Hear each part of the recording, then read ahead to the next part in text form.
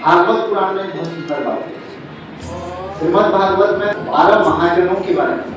महाजन माने धनी नहीं, महाजन माने जो विशिष्ट हैं, जो दृष्टा हैं, जो ईश्वर को जानते हैं, जो तत्ववेत्ता हैं, जो तत्वज्ञानी हैं, या जो श्रेष्ठ है, अति श्रेष्ठ।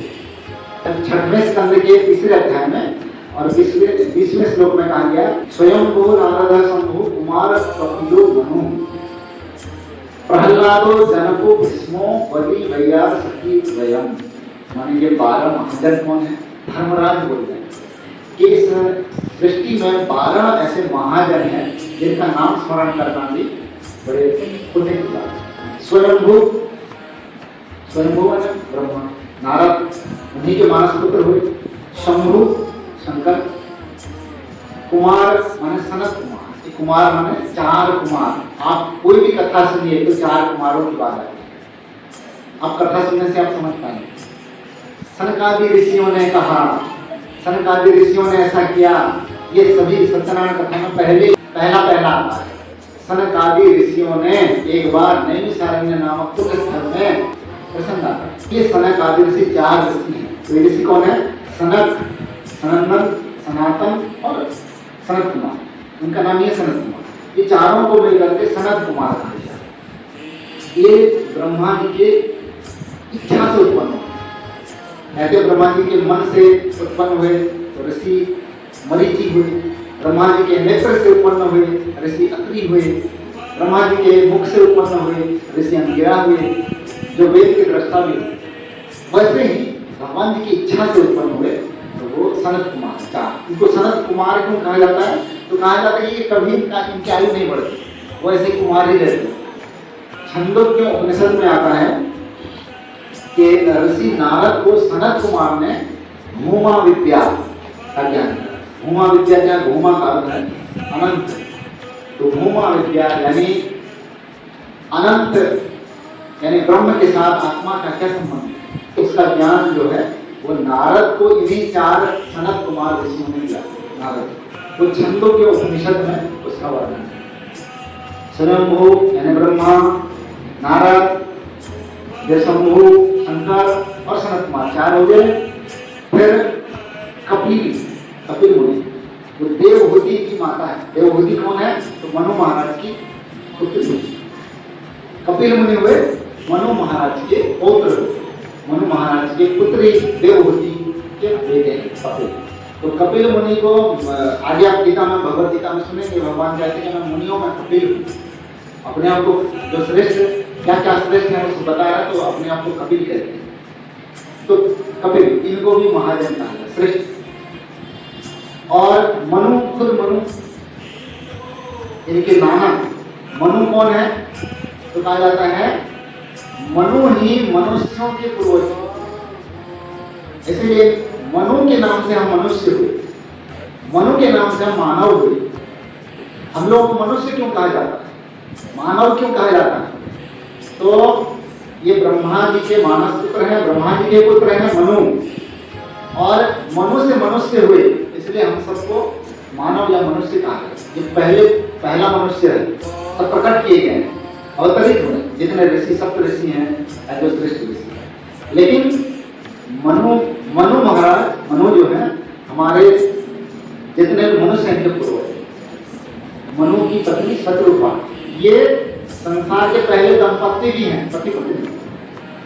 ये सृष्टि के संसार के पहले पति पत्नी कौन है? तो मनु और शत्रुपा। जो अंग्रेजों का विज्ञान, अंग्रेजों का इतिहास वो कहता है कि हम बंदर हुए, बंदर के संतान हुए और वो रह गए। लेकिन तो भगवान ने वेदों की सृष्टि की, उसके बाद जब उन्होंने सृष्टि किया, ऋषियों को प्रकट किए, फिर उन्होंने मनु जो है वो किया, उन्हीं से मनुष्य हुए, उन्हीं को प्रथम पति पत्नी हुए, तब से इतने समृद्ध है। कभी खाना नहीं जानते थे, जंगलों में शिकार करते थे, धीरे धीरे वो हम अच्छे मनुष्य बने, ये उनका इतिहास है, उनका वो सभी पढ़ा रहे। ये ज्ञान जब पहले लाया गया तो उन्होंने इसको ईश निंदा माना और डार्विन का बहुत विरोध किया। डार्विन का माने कि इवोल्यूशन थ्योरी, डार्विन का इवोल्यूशन थ्योरी, क्रम विकास सिद्धांत। तो डार्विन जब वो पहले लेके आए तो मारने की उनके जान के पीछे पड़े। ये तो भगवान की सृष्टि है। उस समय मतलब सनातन का ज्ञान मान देते थे भगवान की सृष्टि, लेकिन वो डार्विन का धीरे धीरे धीरे धीरे वो मानते थे। अब मानते यहाँ पढ़ाया जाता है कि हम बंदरों के संतान। फिर वे प्रहलाद जो हिरण्यकश्यप के पुत्र हुए। यह एक सीखने की बात है। असुर था, राक्षस, वो भी घोर भगवान का विरोधी, और उसके घर में इतने बड़े भक्त जन्म दिए प्रहलाद। ये भी हो सकता है कि संत अच्छे लोगों के घर में भी कोई दुरात्मा पैदा हो जाए, और जो खराब है उसमें अगर कोई संस्कार है, जैसे उसकी पत्नी वो ब्रह्मभक्त थी, तो उनके घरों में उसी हिरण्यकश्यप का संतान भक्ति शिरोमणि के रूप में प्रहलाद के रूप में जन्म दिया। तो एक प्रहलाद हुए जिनको महाजनता। फिर जनक जो राजा भी हुए और ऋषि भी हुए, माता सीता के पिता भगवान राम के ससुर जनक, वो ऋषि हुए। फिर आता है नाम भीष्म, जिनकी अभी चर्चा करें। तो भीष्म की चर्चा के रूप में ये प्रसंग आया। तो भीष्म को भी उन महाजनों में रखा गया। और कौन है? बलि, राजा बलि। प्रहलाद के पुत्र हैं बलि, ठीक है। एक ही कुल में दो हुए। फिर व्यासकी मतलब व्यास देव के पुत्र यानी सुखदेव जी को कहा गया। और फिर है वयम, माने यम देवता है, मैं स्वयं। तो उन 12 महाजनों में जिनकी श्रीमद् भागवत पुराण में जिनकी चर्चा की गई है, वो भीष्म आते हैं।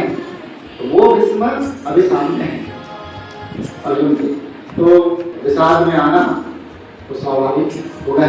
श्रीमद् भागवत पुराण में ही आता है, भगवान ने युद्ध प्रारंभ होने से पहले ही ये शपथ कर दिया था, संकल्प किया था कि मैं अस्त्र नहीं उठाऊंगा, मैं युद्ध नहीं करूंगा, अस्त्र नहीं उठाऊंगा।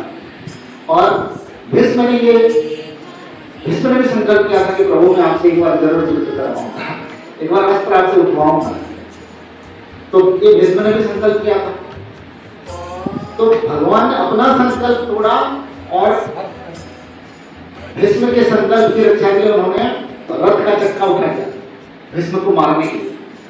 जब अर्जुन युद्ध कर भी लेता है, इसके आगे जब युद्ध करता है, युद्ध शुरू हो जाता है, तो युद्ध करता है, उनको इच्छा मृत्यु का वरदान है, भीष्म को मरेंगे नहीं। जिसको इच्छा मृत्यु जब चाहे तब मरे, वर है तो कैसे मरेगा? नहीं मरना, इधर मारा वो युद्ध कर भी रहा। तो एक बार तो भगवान क्रोध में आ गए और उन्होंने कहा आज मैं समाप्त कर दूंगा, आप जी को मेरे से कोई नहीं बता। फिर उन्होंने अस्त्र उठा दिया, वो रथ का चक्का। भीष्म वहां से उतर करके आए, फिर प्रणाम किया। फिर वो उनकी वंदना करते हैं, कहते हैं प्रभु आप तो भक्त वत्सल हैं, आप भक्त के संकल्प की रक्षा के लिए अपना संकल्प तोड़ दिए।